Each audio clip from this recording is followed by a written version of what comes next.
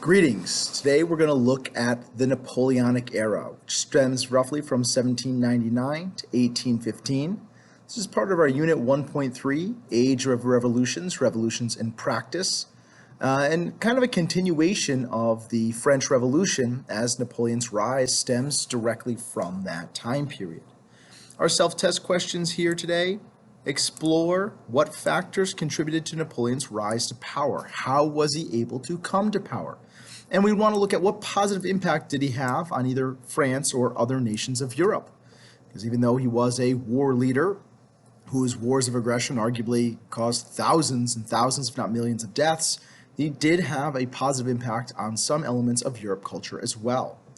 We're going to look at what caused Napoleon's downfall. If he was such a brilliant strategist and tactician as well, and logistical leader as well, why was his empire going to fall apart within relatively a short period of time, less than 2 decades? What was the purpose of the Congress of Vienna, and was it successful? Which is a little bit of an opinion question. And then our overarching question, was the French Revolution successful? And you want to support your answers with at least 3 specific pieces of evidence. So let us dive into this. Left off, France had emerged from the chaos and anarchy and bloodshed of the Reign of Terror, and the pendulum had kind of swung towards the more moderate parties. Some might even argue a kind of more conservative lean for the next group that took over, which was known as the Directory. And the Directory ruled for about 4 years in France, kind of leaning into that political instability of them switching governments back and forth and back and forth. And while the Directory did provide more order than Robespierre's Committee for Public Safety, the Reign of Terror, but after it became apparent that the people were still going to resist some of the ideas of the Directory, they increasingly became repressive and harsh, creating censorship laws, trying to marginalize or even in some cases imprison political opponents. They lost credibility with the common people because they could not end the wild inflation of French currency, the franc, and they could not bring down food and bread prices in the cities. So your revolutionaries or common, sans-culottes people are going to start to really be agitated because, well, the food prices are still high. And after they lose their first election and then just choose to basically stay in power, the directors, they become increasingly inefficient in governing because, well, their system is breaking down. And so onto the scene arises Napoleon, who had risen through the ranks as starting the French Revolutionary period as a young lieutenant that specialized in artillery and in being promoted continuously through victorious ideas and actual victories once he commanded armies of his own. And he basically launches a coup d'etat. This is a sudden attempt by a small group of people, or one, to take power. We've seen a coup d'etat before. Catherine the Great of Russia launched a coup against her husband and took power in Russia, leading them into kind of a mini golden age. So this is basically Napoleon and military leaders allied with him taking power. And basically what happened is he met with members of the Directory on the what's called the 18th of Brumaire and accused them and basically said, you guys aren't in power anymore. And they said, you can't tell us what to do. Seize him. And as the bailiffs, if you will, tried to reach for Napoleon, his personal guard said, they're going after the general, arrest him. And his personal guard, his elite bodyguard of heavy infantry, just marched in here and arrested the Directory and the leading members of the government. And in the stroke of a second, Napoleon becomes effectively the ruler of France. And I have this in their own words: a shabby compound of brute force and imposture, the 18th Brumaire, also known as the coup d'etat of the Directory by Napoleon, was nevertheless condoned, supported, applauded by the French nation. Wary of revolution, men sought no more than to be wisely and firmly governed. And granted, this is, being written 100 years after the actual French Revolution, but I think these words are pretty correct here. That 1789 to 1799, the French had undergone a decade of near continuous revolution and they were just exhausted. And they were looking for any alternative to bring stability and order to France. And if that meant giving up their newfound freedoms, then they were fine with that. Many of the French were quite all right with handing over power as long as the person who was taking the reins was, well, wise and firm. So we have to ask, why was Napoleon successful in this action? Well, he was a wildly popular war hero. It was his greater control over the French army that had allowed the French to beat back the invasion of the Austrians, the Prussians, and to a lesser extent other forces that had allied against them. He had won them territorial holdings here and there and kind of given the people the victories they craved, the bright spots of sun piercing through the clouds of the reign of terror and fear of invasion by other European monarchs. And we really didn't see any major French protests from the citizens. So basically, obviously, they must have been okay with this. People are tired of disorder, tired of political instability. Do you want another reign of terror? Because that's what you're going to get if you reject this leader. And he also, as I said, with this popularity of a war hero, he had the loyalty of the army. So unlike Louis XVI, who did not have the loyalty of the army, Napoleon has that. His troops trust him absolutely. They see him as, kind of some sort of redeemer of the French national spirit. And initially, Napoleon at least tries to pretend to rule like some sort of democratic republic. He names himself a consul of a new consulate system. He has a plebiscite, which is basically allowing all the citizens of France to vote. And they vote on a new constitution. It's ratified by popular acclaim. People like it. And by all accounts, this vote seemed legit. Like, it didn't seem like there were guys with rifles being like, you should vote this way.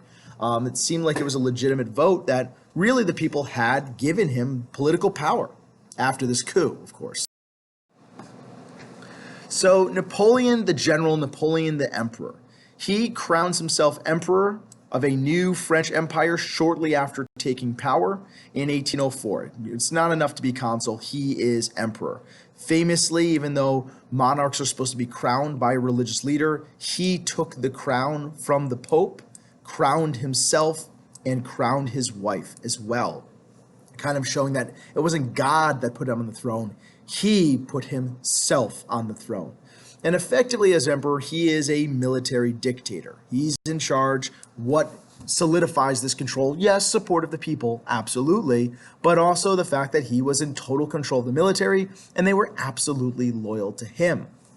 He was, however, a natural leader. He was an excellent military strategist, and he continuously won many battles against stronger armies, only losing 3 out of hundreds of battles and skirmishes. He lost 3 in his entire career. Now you might ask, well, what made him such an effective military leader?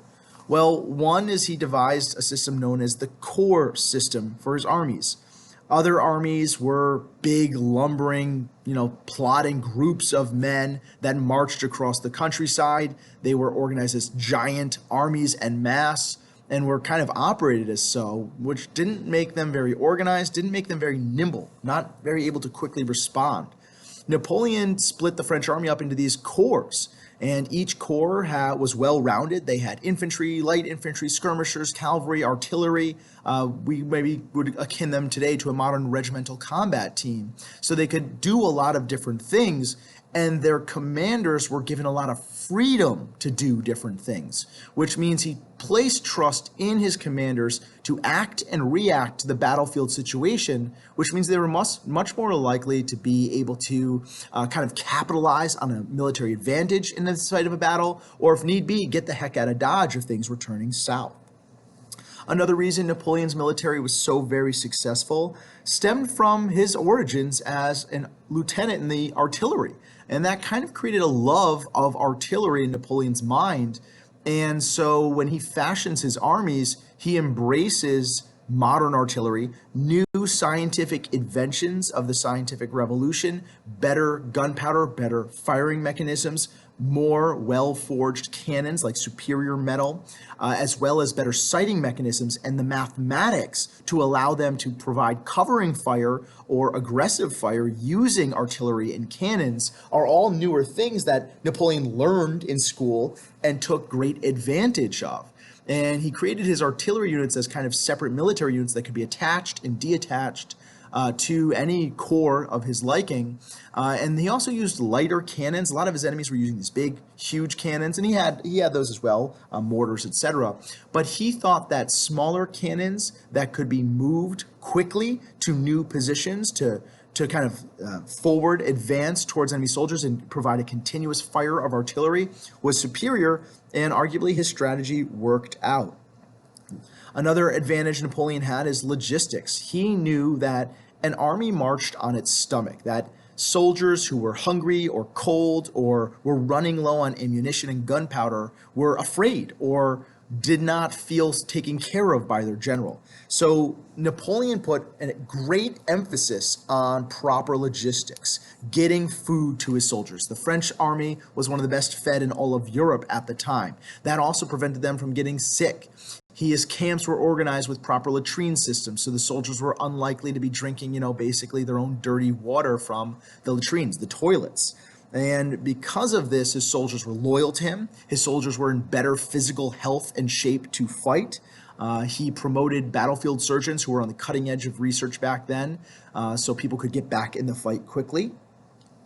Because of the French Revolution's kind of exiling or getting rid of the aristocracy and his French Empire embracing meritocracy or advantages of those who were best able to get things done, Napoleon's officer corps, the officers, the people underneath him, were often staffed by the best people. Like if you were good, you got promoted. And if you were good at that job, you got promoted again.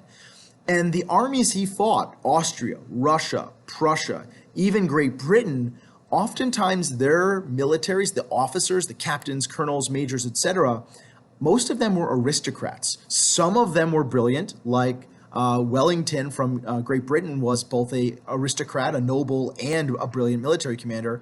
But many of them were cowards, dumb, not really gifted with military command, not having a mind for leading men.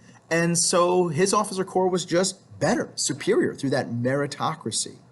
And of course, as I've mentioned multiple times, the loyalty of his men. As he wins victory after victory, and the spoils of war, the riches of war are filtered down to his men, he becomes seen as kind of an invincible agent. And so that will create a lot of loyalty in your soldiers.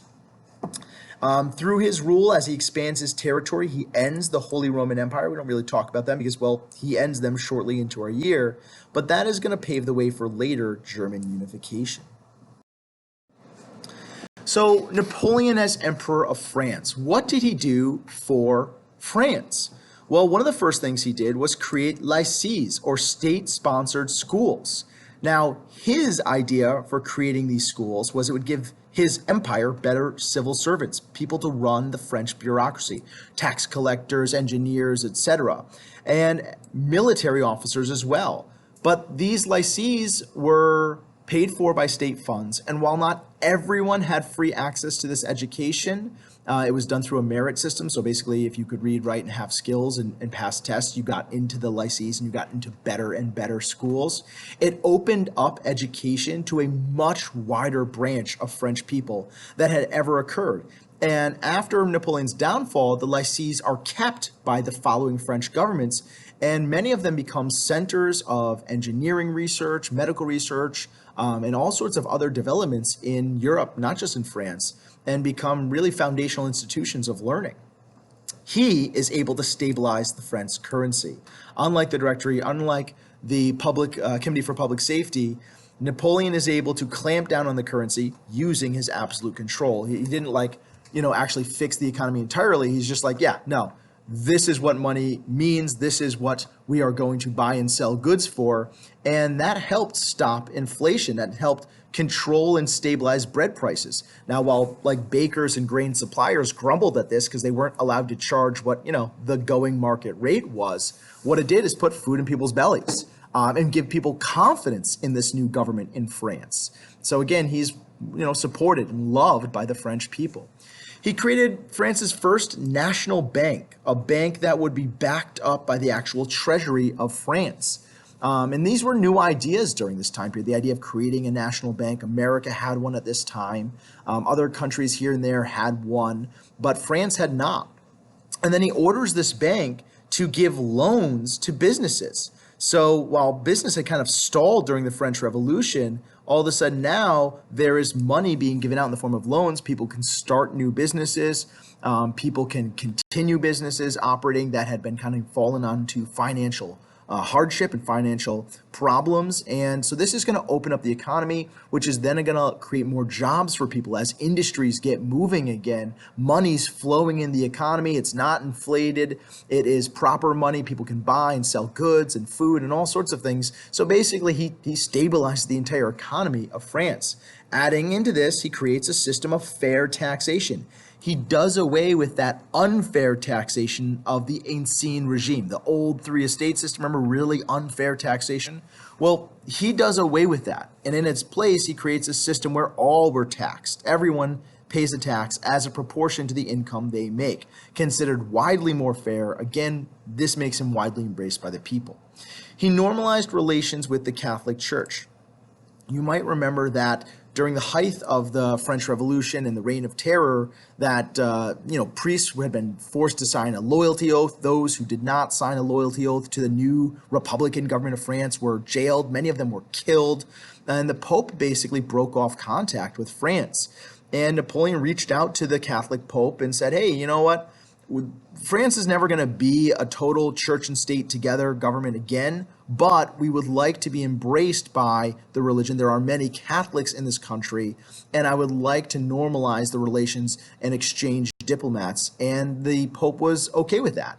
And the Pope actually kind of, through this, gave tacit acceptance of Napoleon being the Emperor of France. So that made more religious members of the French community happy. And then arguably by far star this and highlight this and draw a dancing bear with a law code near it, around it. He created a new law code or civil code, the Napoleonic Code, or sometimes called the Code Napoleon. So let's look at this code. Mas importante, huge deal, this code. There's been tons of documents and regencies about this in the past. So let's look at what it does. One, main ideas, right in the beginning. All men are equal in legal status. So ideas from the Enlightenment, right? John Locke, all men born free and equal. Pretty good stuff right off the bat, following up on those Enlightenment ideas. He forbade privileges based on birth. What that basically means is no more nobility.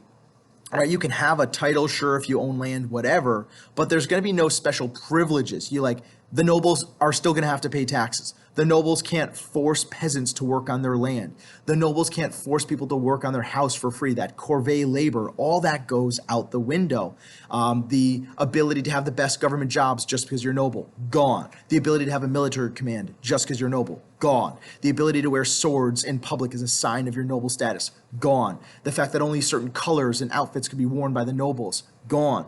And instead, all men are legally equal. The only distinction, he says, will be given to those who prove themselves, who serve the French nation. Those are people who can be risen above others. It has freedom of religion. Again, that's Voltaire, right? Civil liberties, freedom of religion, separation of church and state.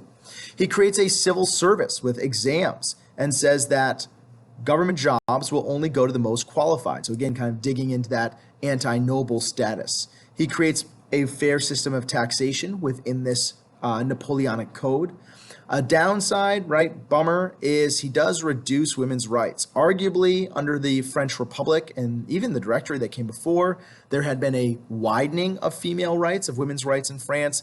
He legally places women back under the control of their husbands. So, again, not great. He also reinvigorates slavery in the French Empire. The Declaration of Rights of Man and other documents from the initial revolution had outlawed slavery, and he brings it back, mostly because he wanted to have access to slave colonies like Haiti and other sugar producers to keep his empire going. And he felt that if he kept slavery or reinstalled slavery as a system there, that that would be more profitable to his empire. So not perfect. A big one it does that kids sometimes forget because it's a little harder to wrap your head around is it has pages. And I mean, I've read large portions of the Napoleonic Code. It's a bit dry. I mean, you want to check it out. Here it is, English translation. It's a bit dry, but it creates volumes and pages of law on business, contracts, trade, commerce. And this was A, very well organized, B, it made a lot of sense, and C, it gave businesses and individuals an incredible amount of protection within this. He also included within this business code the right of anyone to pursue any job. So it basically opened up the economy that if you want to develop skills or you have skills, you can work anywhere that anyone will hire you. And this is directly against the older system in Europe of guilds, right? Where if you wanted to be a silversmith or a blacksmith or anything, you had to join a guild and they might not accept you. And there was a convoluted process. You couldn't just open up shop in a city. Well, he says, no, anyone that has the money, has the coin to open up shop and has skills can make their own business and can work in any field that they choose. So really a much more liberal society than had existed anywhere in Europe before is created by this Napoleonic Code. And its influence as an enduring issue, which was, this is talking about power, law, government, all that stuff, rights, is that over 70 different countries in some way have elements of this code still on the books, including France. France's guiding government law is still based on the Code Napoleon. It just has a lot of amendments to it, the current one. It had some stops and starts here and there, but the current law code of France is still in many ways based off the Code Napoleon. So is Spain's, Portugal's, Italy's, Belgium's, etc. Louisiana, the state of Louisiana in America, their legal code, their state constitution is based in many ways off of the Napoleonic Code. They have a considerably different system than other states. And I love this quote from Napoleon: "My true glory is not to have won 40 battles. Waterloo," is one of his big defeats, "will erase the memory of so many victories. But what will live forever is my civil code," his law code. Remember, civil means law or citizen. And again, you have this painting here. Napoleon was famous for having tons of paintings done as a form of propaganda. And here he is crowned by the angels with victory and wisdom as he is writing this law code. So look, Code Napoleon, big deal. And then Napoleon sets out conquering. He's going a-conquering, all right? Through military victories and the threat of military force, Napoleon expanded France itself. So here's the actual direct French empire that he controlled, all right, controlling parts of Italy and various islands. And then he joins others to him as well in the form of satellite states, that these are states that he generally appointed the ruler of, and they kind of had to listen to him. They had to do what he said, mostly because he appointed the kings. He removed kings and appointed new ones. And he's able to do this because of geography in the area he conquers. This is the Great Northern Plain, this kind of flowing area through here. And it's relatively flat. It is relatively lacking barriers like huge mountain ranges and things like that. And so his armies were very rapidly able to move back and forth. You got to remember, armies back then are marching. They don't have tanks or airplanes or hovercraft or whatever. They are marching places. They're only going that fast. So the relatively flat terrain, the relatively rich wheat fields of this area allows him to easily conquer and sweep his army through this land. And that's really what enables him to win. We'll see this again in World War I, as this becomes the main invasion route between Germany and France, and in World War II, as this is the route of Hitler's Blitzkrieg, or Lightning War. As he conquered and took over areas, he dethroned the monarchs, he removed them from power, and he installed his family and friends on their throne. So he's installing new kings frequently, and they're his friends. So I guess, it paid to not pick on Napoleon when he was in high school and paid to, like, play Pog with him or Xbox or whatever you kids do, because then you might get to be, king of Sardinia. And that's cool, I guess. Now, Napoleon and his army, the French army, the Grande Armée, as it was called, were often initially welcomed by people, not the kings, but the people of countries, as liberators. Why? Well, they drove out monarchs and kings that were seen as corrupt. They drove out many nobles who were seen as corrupt and kind of leeches, sucking the blood and vitality of the people out. When he came, he brought his Napoleonic code. In the lands he conquered and the lands that were allied to him, he forced his Napoleonic code on these lands, which ended feudalism, ended noble privilege, and legally made people equal. So these were very popular changes. And in fact, you could say he exported the Enlightenment and he exported revolution, right? Export freedom throughout these lands, exporting these new ideas. However, you're going to see eventually there are problems, because while if you're initially coming and bringing a lot of freedoms, you might be seen as a liberator, but if you overstay your welcome, you're going to be seen as a tyrant. So that means we're going to talk about Napoleon's downfall. All right, the downfall of Napoleon comes in three parts. One of these is the continental system. These are arguably three mistakes he makes. All right. That together combine to severely weaken his position, the loyalty of the French people, though not necessarily the French military, and severely weaken his empire and lead to its downfall. So the continental system.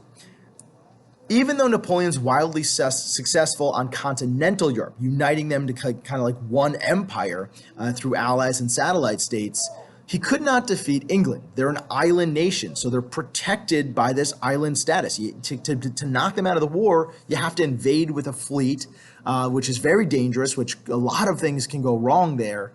And you have to then have logistics and supply your troops as they're attacking this island nation. So Napoleon tried to break England through trade blockade. He said, okay, England trades with many European countries. If we blockade England, if we cut them off from trade to any other European country, France, Denmark, Norway, all these satellite states that Napoleon controlled, then that will crush the British economy, and it could allow him to invade or just allow him to create a peace treaty where England does its own thing, but Napoleon gets all of Europe, all of at least continental Europe. So under this system, nations under Napoleon's control, which is like most of them, were forbidden to trade with Britain. This is wildly unpopular. It turns out Britain, with all of its vast colonies, had a lot of stuff people wanted, and people kind of depended on British trade to bring them stuff from the New World and to just bring them products, period. And also, blockading like an entire continent is kind of hard. So whenever you have a law that's unpopular and difficult to enforce, it often gets broken, which makes your government seem weaker, and you're also spending resources to try to police that. And what makes this more difficult is in trying to kind of enforce this blockade, the French army and navy had lost a significant number of their ships, had lost most of their fleet at the Battle of Trafalgar. This is an awesome battle. If we're teaching this in class, there's some cool videos to watch. Highly recommend you take a look at this. It is a very famous battle. There's a whole square in England today dedicated to the glory and the victories of this, because France loses and loses their fleet, and that kind of makes them unable to enforce this blockade.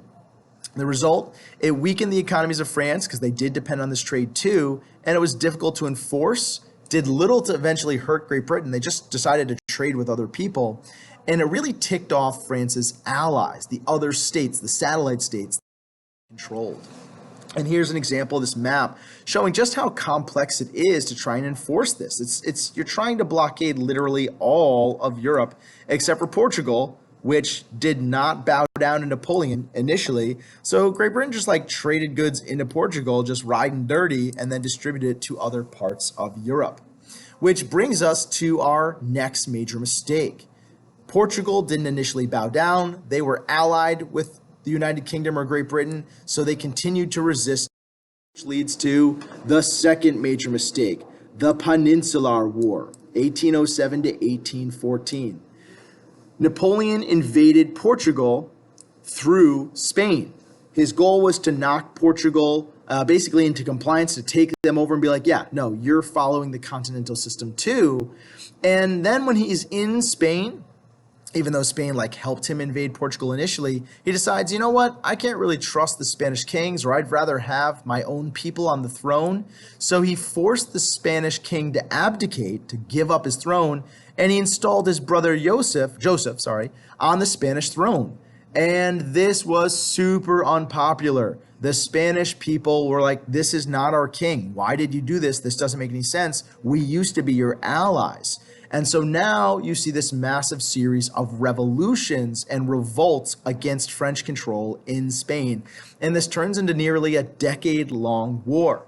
During this whole period, Spain and Portugal are being militarily supported by Great Britain. They're sending them money and supplies, weapons, even soldiers. Duke Wellington cuts his teeth here. And the French are also slowed down by guerrilla warfare, hit and run attacks. It turns out that whenever the Spanish army actually tried to stand up to Napoleon, they lost. He was a great military commander and he stomped their armies. But citizens, civilians, small detachments of people armed with weapons would snipe French army officers, blow up ammo depots, waylay convoys of food and supplies. And this slowly bled the French army dry. Yeah, in a stand-up battle, they won. But this all small attacks kind of bled them white, as it were. And they also were very difficult to put down. So typically the French would resort to rounding people up and just killing civilians until they turned in the guerrillas. And this is the famous The 3rd of May, 1808 by Francisco Goya. And it depicts the French killing civilians, killing citizens. So this makes them seen not as liberators, but as violent conquerors, as people who massacre those who are rejecting their government. It's the whole idea of John Locke, consent of the governed. These people are not agreeing to this French government. What are they getting for it in return? This rejection, this rebellion? Well, they're getting shot. And these people are unarmed. Here's the central figure, very Christ-like, purposely in this painting, as a sacrifice of the French nation. The result of this, basically thousands and thousands of French soldiers die, severely weakening his military. It also killed millions, or a million, civilian deaths of the Spanish. Arguably one of the most disastrous conflicts the Spanish had ever fought in, including their own civil war that they had later. And what this does is also turn nationalistic sentiments against France. In the rest of Europe, people are seeing them not as liberators, but as, violent individuals who just want to take over, greedy for all of Europe. And his last great mistake, the invasion of Russia. Just like he had invaded Spain and Portugal to enforce the continental system, Napoleon thinks that the Tsar Alexander is not obeying, is trading with Great Britain, and so sets out to truly bring Russia to heel in this mass invasion. One of the largest armies the world had ever seen at that point. 800,000 French and Allied soldiers invade Russia to enforce the continental system. And the Russians basically didn't fight them. They employed a slash and burn technique. Knowing your army survives off the land back then, they basically burned all the crops in the field, poisoned wells, burned down every house they could find, their own houses, you're in Russian territory, and they just destroyed everything they had. So the French are having a hard time finding that food. Their supply lines are stretched thin. Wagons have to travel hundreds, then thousands of miles to get food and supplies to the French army. And even when the French reach Moscow, the capital of Russia, the Tsar just leaves the capital and it comes under fire and it gets burned. The Russians burn their own capital to the ground. And so, Napoleon gets a parade through Moscow, through the streets. Yay, we took the capital. And then winter sets in. That harsh Russian winter sets in. And now Napoleon has to retreat. And basically thousands of his soldiers died of exposure, not having proper clothing, no winter boots, no clothing, no food, no anything. There wasn't even enough forest, right? It's the Russian steppe. There's not even that many trees in this area. And what they have is all wet, or pine doesn't burn very well until it's dried and seasoned. And so hundreds of thousands of French soldiers lose their lives. And while they took Moscow, they didn't really keep it. So it didn't do anything. So when his Grande Armée returns, severely weakened from Russia, Napoleon is captured by other French people who basically hand him over to the British, and he's imprisoned in a small island called Elba. He escapes, goes back to France, and becomes emperor again for 100 days, where the French armies that are sent to stop him are basically, they just join him, and he raises another huge army, and then Britain and Prussia and other European forces fight him again at the famous Battle of Waterloo. And again, that Duke Wellington, a brilliant military commander on the British side, is able to devise a strategy that stops Napoleon, and he is defeated. And he has to surrender his army and abdicate again. And then he's sent to another harsher prison island called St. Helens, where he eventually died of pancreatic cancer. Famous painting of the Battle of Waterloo, really neat. You can find tons of YouTube videos if you want to explore this battle. So what is the impact then of this Napoleonic era when we really get down to it? Well, his successes and this expansion for a brief period of a empire, a European cohesive empire connected by one law code, the Code Napoleon, a civil code that created greater freedoms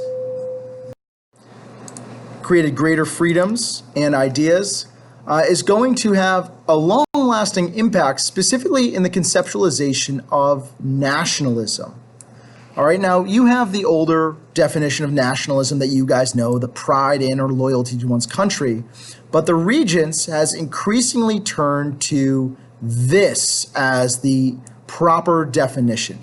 The idea that a people is linked together by common language, culture, their customs, their religion, and geographic area, and that those people such linked together should form a nation or nation state. So that is this new definition of nationalism. I very much want you to be aware of this new definition because it is the one that is showing up more frequently on Regents material. So yeah, sure, pride and loyalty to one country, propaganda, here's the guy waving the French flag, oh, we're charging forward, we're changing the government, all that good stuff.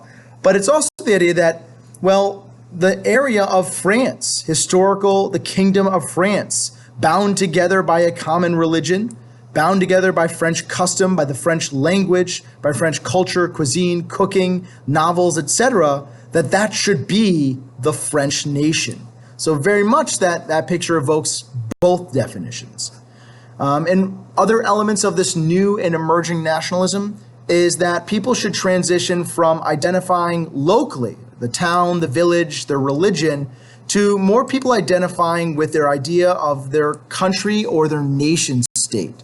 That the wars of Napoleon created within people's minds in Europe this collective idea of, well, what is my nation, or what could my nation be?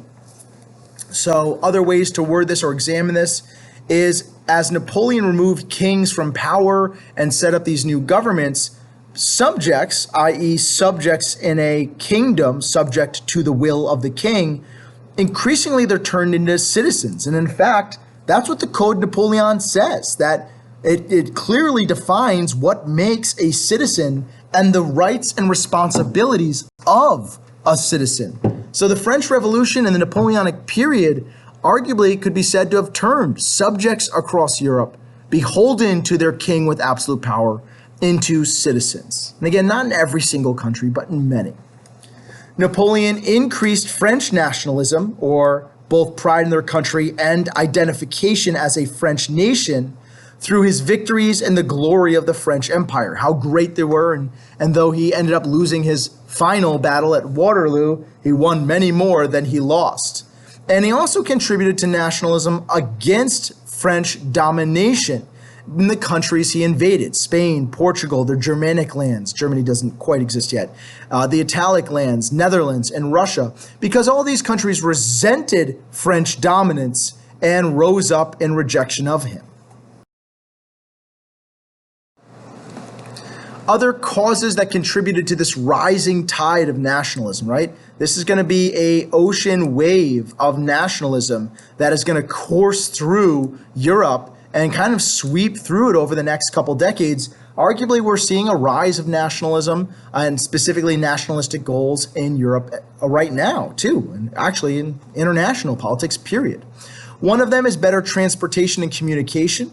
You have, of course, more advanced postal systems that are very regular. Postal coaches, or basically covered wagons. Later on, during the late Industrial Revolution, you'll have trains, postal trains that carry news, mail, newsletters, all sorts of stuff from area to area, leading to a more united sense of what makes a country, the self.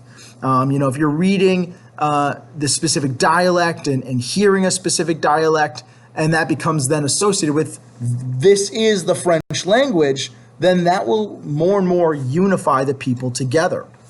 And it's a reason why if you go to, any of our major news outlets that does national level reporting, not your locals, but your national level reporting, they are going to speak with what's called a non-dialect or non-regional dialect.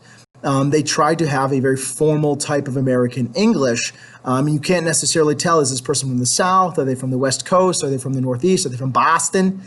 Because they practice this non-regional dialect or diction, because that is considered kind of this nationalistic, this is what Americans should sound like type of idea. Centralized governments are forming, whether they are absolutist or not. They are helpful at promoting the sense of the nation as all important. Conquering territory, which was a common experience through all these wars, can lead to increased nationalism because you're either conquering and you're victorious and you're like, yeah, our nation's the best, or you're fighting foreign invaders, and that increases the sense of nationalism because you are the martyr fighting against this evil outside force. Propaganda is increasingly used, whether it's newspapers, political cartoons, etc., to convince people of this idea of nationhood.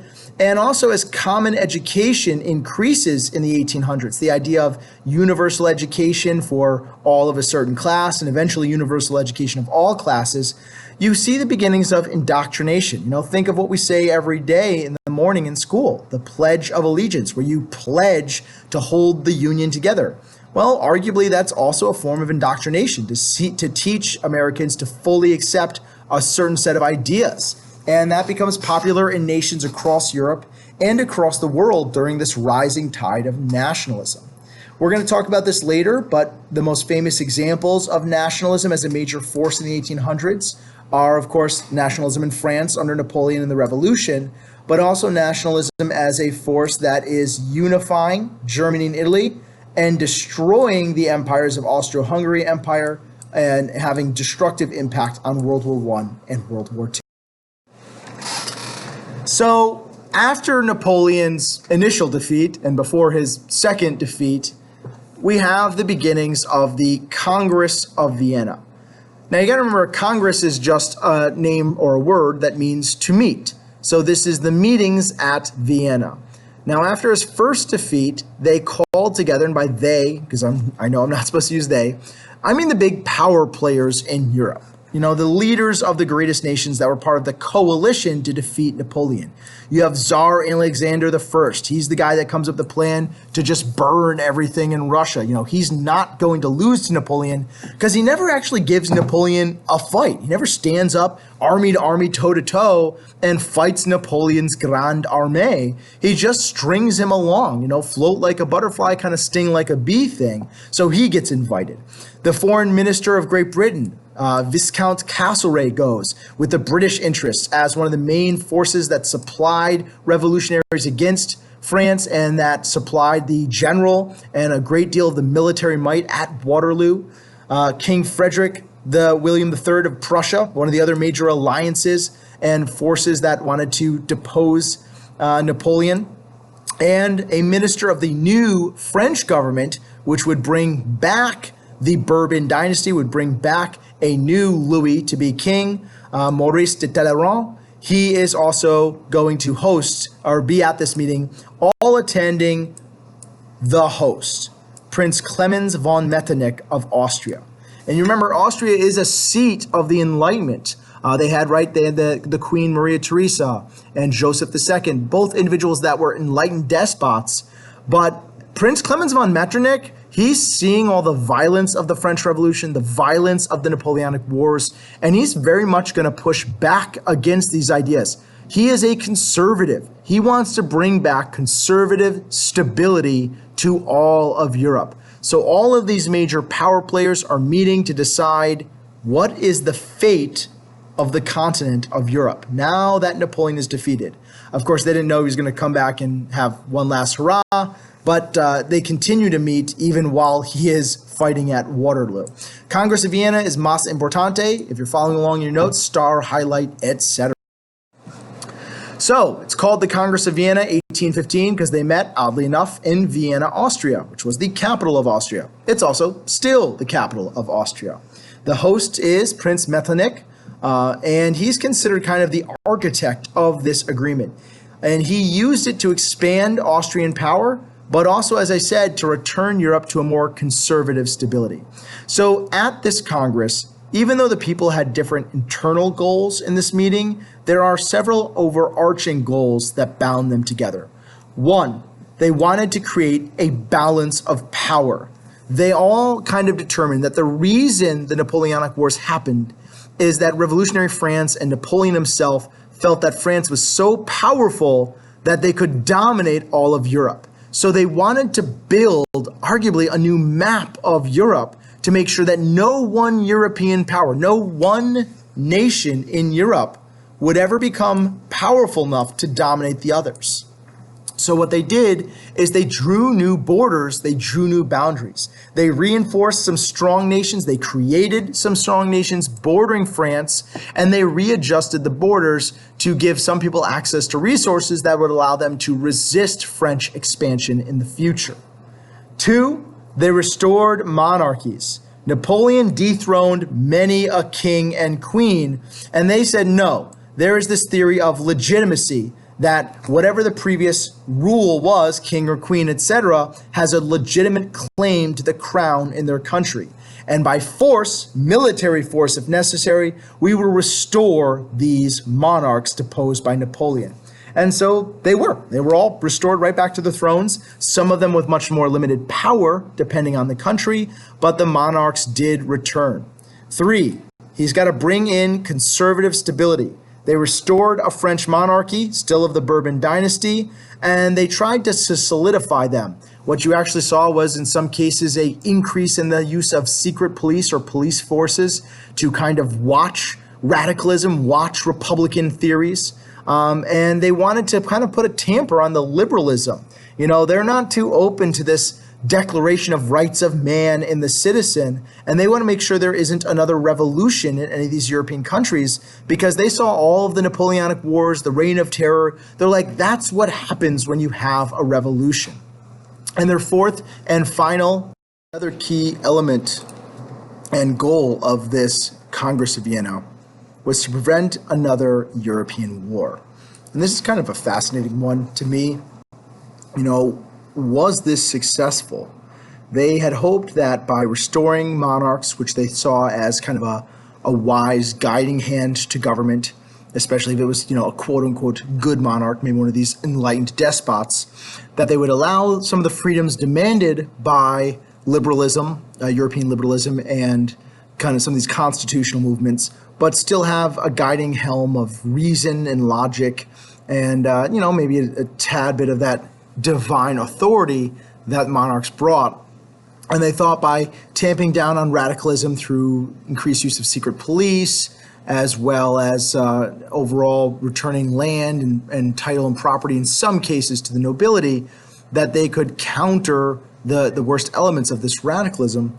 But the truth is, they also thought by redrawing these borders, they provide political stability to the countries, as well as maintaining a balance of power. And in doing so, there would be no future European war. And it's kind of an interesting question because there's no Europe-wide war for almost 100 years, right? Until World War I, 1914, 1915, when that breaks out. And so for 100 years, Europe really experienced a utopia of peace within Europe. And we're going to look at a couple outliers there, here and there, specifically the Franco-Prussian War of 1870. But that was just two countries. It wasn't a Europe-wide war where even before the Napoleonic Wars, you had the wars of Austrian succession, the War of Spanish succession. Then you had the religious wars of France, the religious war in Germany, just conflict after conflict after conflict. And within Europe, you have this 100-year, relatively peaceful period where Europeans could grow intellectually, artistically, economically. Of course, that doesn't mean they weren't engaged in wars. They just turned their violence outward. So it's an interesting concept. The success, quote unquote, of the Congress of Vienna would pave the way for future successes in other concerts or congresses of Europe. And it kind of became a regular thing for European leaders to meet and discuss major issues. So instead of being like, all right, we declare war, they would have these meetings and would talk over things. And that also contributed to this longer period of stability until the outbreak of World War I. And that's all we have for you. Thank you for joining.